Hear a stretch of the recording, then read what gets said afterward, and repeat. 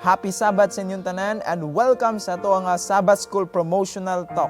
And ang akong iga-share sa inyo is about evangelism and I entitled this, Why Christians Need to Evangelize. Muna itong paghisgutan niining taknaa, atong hibaluan ug unsa man ang katuyuan ngano ang kita nahimo kita nga mga Kristiyano. Let's begin in our study.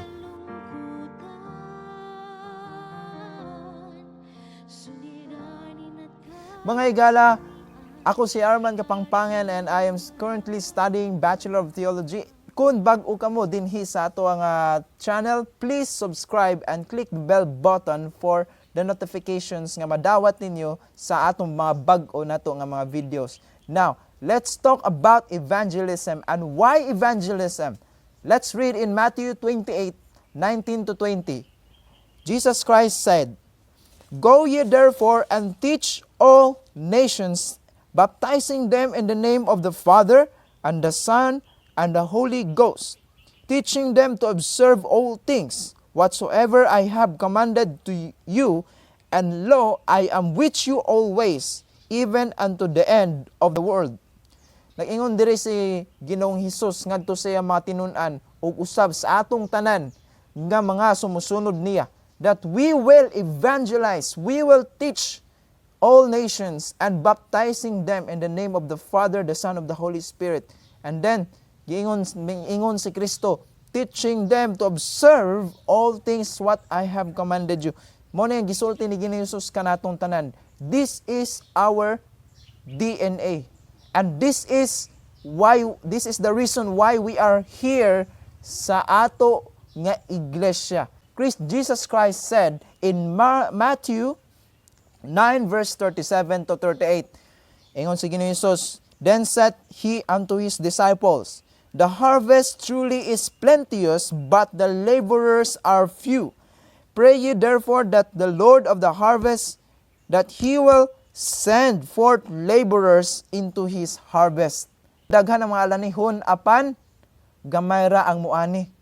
In other words, daghan karon ang nagapangita sa pulong sa Dios apan gamay lang ang nagasulti sa kamatuoran. Daghan ang mga tawo nga nagapangita sa tinuod nga kamatuoran apan wala nila nakaplagan ni tungod kay ang mga katawhan sa Dios nga nagahupot sa kamatuoran wala man pud nila gi hatag adto sa mga nagapangita. Munang ingon si Kristo nga pag-ampo kamo nga ang Ginoo magpadalag daghan pa nga mga laborers, daghan ang mga sulti sa kamatuoran aron niya daghan usab ang makabaton sa kaluwasan. Pinaagi na ni Kristo. Atong pagabasahon dinhi sa 1 Corinthians 9:16 ingon si Apostol Pablo, "For though I preach the gospel, I have nothing of glory of, for necessity is laid upon me.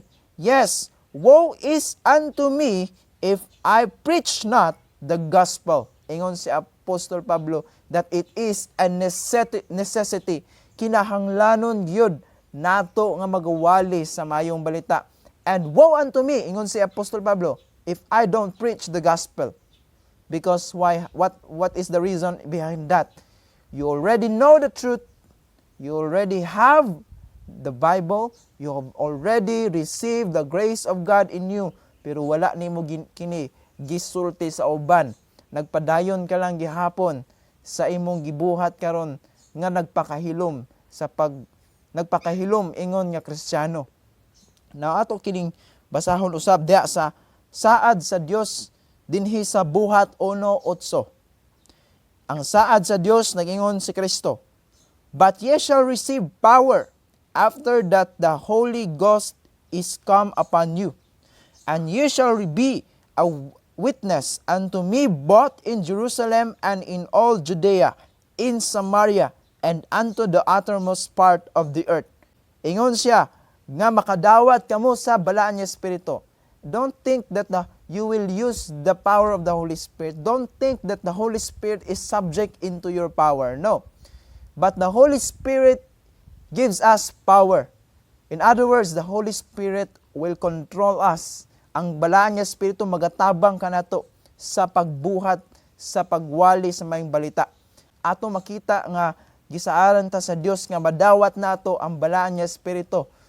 Ug niana kung madawat nato dinha ang balaan niya espiritu, ang Dios magahatag nato gahom sa pagsangyaw sa maayong balita. Ato pa gyud basahon dinhi sa Roma 10 versikulo 13 hantod sa 17. Ingon dinhi, for whosoever shall call upon the name of the Lord shall be saved. And how then shall they call on him in whom they have not believed? And how shall they believe in him of whom they have not heard? And how shall they hear without a preacher? And how shall they preach except they be sent?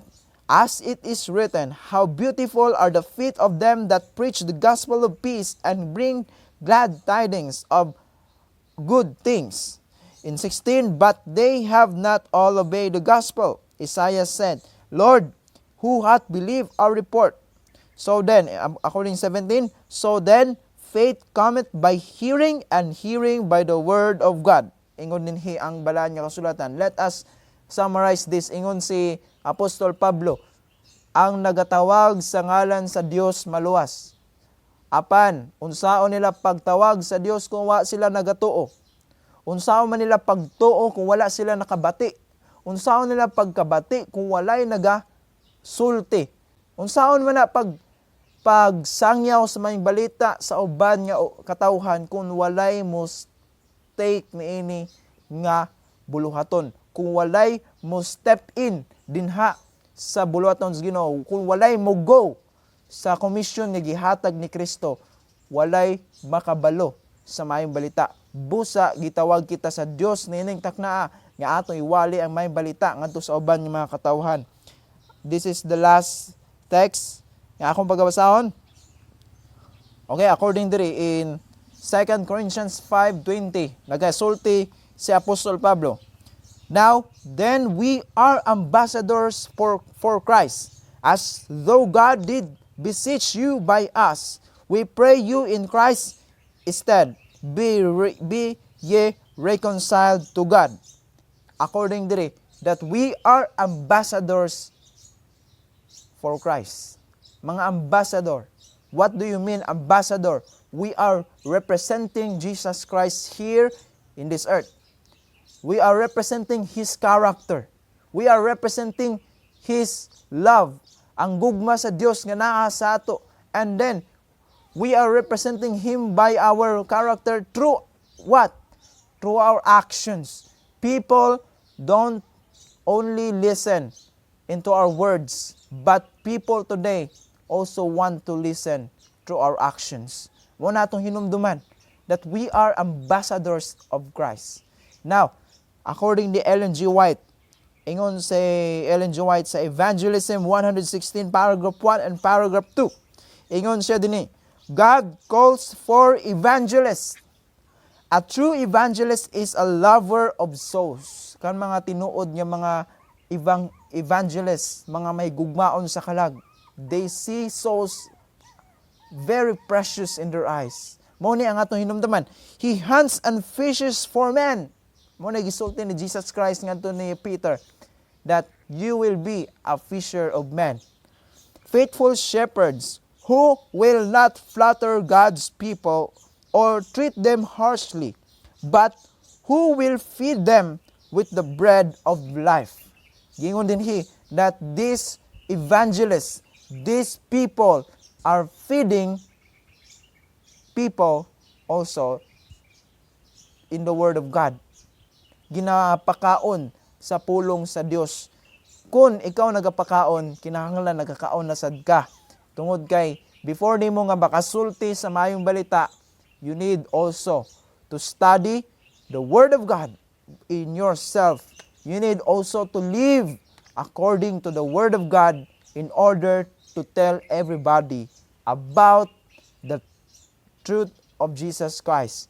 You need to taste it before you give it. You need to experience it before you share it. You need to know it before you tell everybody about that knowledge. Remember this, Ingon si Ellen G. White sa paragraph 2, nag-ingon siya, the work of every faithful laborers lies close to the heart of Him who gives Himself for the redemption of the race.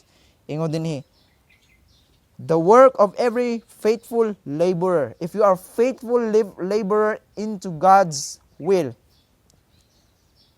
Kiambalire, we are close in the heart of God. Close ta diha sa kasing-kasing sa Dios. If you are faithful laborer in Christ. Now, another statement of Ellen G. White in Lift Him Up, 357, paragraph 2. Ingon diri si Ellen G. White, in a special sense, Seventh-day Adventists have been set in the world as watchmen and light bearers. To them has been entrusted the last warning for a perishing world. On them is shining wonderful light from the Word of God. They have been given a work of the most solemn import, the proclamation of the first, second, and the third angel's message. There is no other work so great importance. They are allowed nothing else to absorb their attention. What is our attention today? Unsa ang atong gitagaan og pagtagad karong panahon na? We are living in this dark world. We are living in the time that Christ coming soon is at hand. What is our priority today? Are we silent sa tawag sa Ginoo sa pagsulti sa may balita? Wala ba nato gitagaag pagtagad ang pagwali sa may balita sa lain-lain nga mga pamaagi? Now, I remember the time when Moses has been called to be a leader of the people of God. Now, Moses was asked by God, what is in your hand? Unsa ang nasa imong kamot? And Moses show his rod.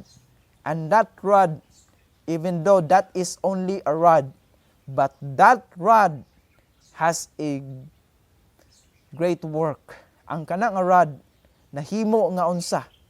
Nahimo nga symbol of God's power. Because in the time that Moses was telling Pharaoh to get his people out from Egypt.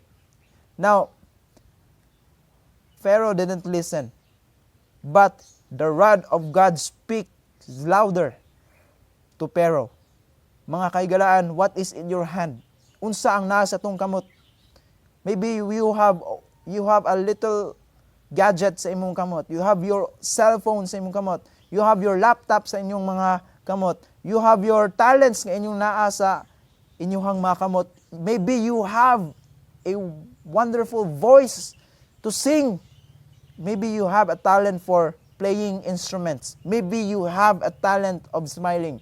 Use it for the glory of God. Use it for His work. And remember, kanang mga butanga, if you will give it to the hands of God, God will make it powerful.